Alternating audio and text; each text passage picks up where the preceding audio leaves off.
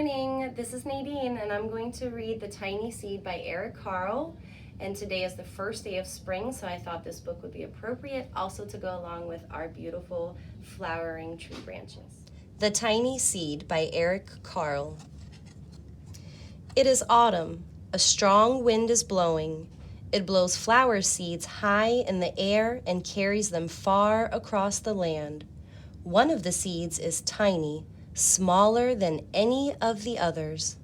Will it be able to keep up with the others? And where are they all going?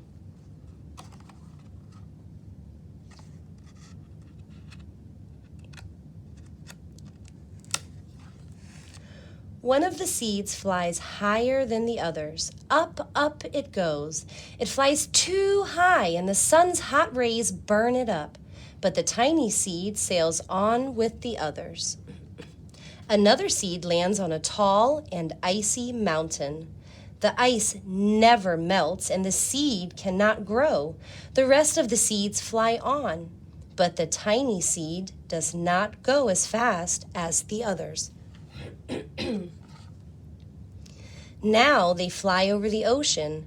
One seed falls into the water and drowns.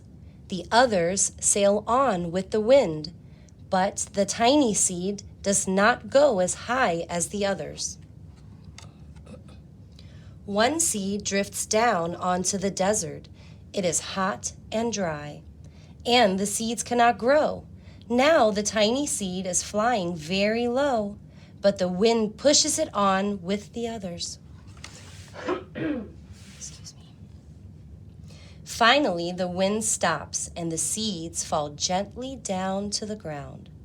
A bird comes by and eats one seed. The tiny seed is not eaten. It is so small that the bird does not see it. Now it is winter. After their long trip, the seed settles down. They look just as if they are going to sleep in the earth. Snow falls and covers them like a soft white blanket. A hungry mouse that also lives in the ground eats a seed for his lunch, but the tiny seed lies very still and the mouse does not see it. Now it is spring. After a few months, the snow has melted. It is really spring. Birds fly by, the sun shines, rain falls. The seeds grow so round and full they start to burst open a little. Now they are not seeds anymore. They are plants. First, they send roots down into the earth. Then their little stems and leaves begin to grow up toward the sun and air. There is another plant that grows much faster than the new little plants.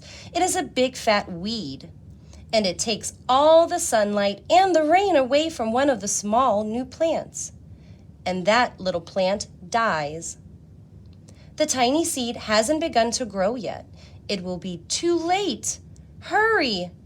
But finally, it too starts to grow into a plant.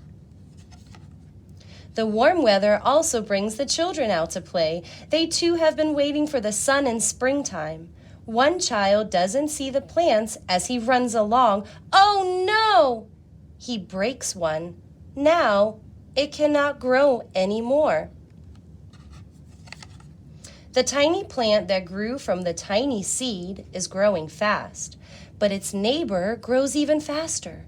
Before the tiny plant has 3 leaves on the other plant, before the tiny plant has 3 leaves, the other plant has 7. And look, a bud, and even now a new flower. But what is happening? First, there are footsteps, then a shadow looms over them, then a hand reaches down and breaks off the flower. A boy has picked the flower to give to a friend. It is summer. Now the tiny plant from the tiny seed is all alone. It grows on and on. It doesn't stop. The sun shines on it and the rain waters it. It has many leaves. It grows taller and taller. It is taller than the people. It is taller than the trees. It is taller than the house. And now a flower grows on it. People come from far and near to look at this flower. It is the tallest flower they have ever seen. It is a big flower. All summer long, the birds and bees, butterflies come visiting. They have never seen such a big and beautiful flower.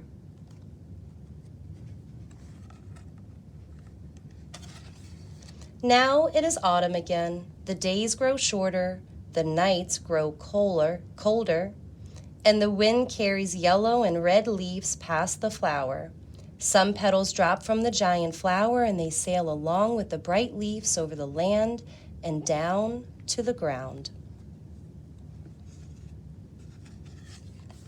The wind blows harder. The flower has lost almost all of its petals.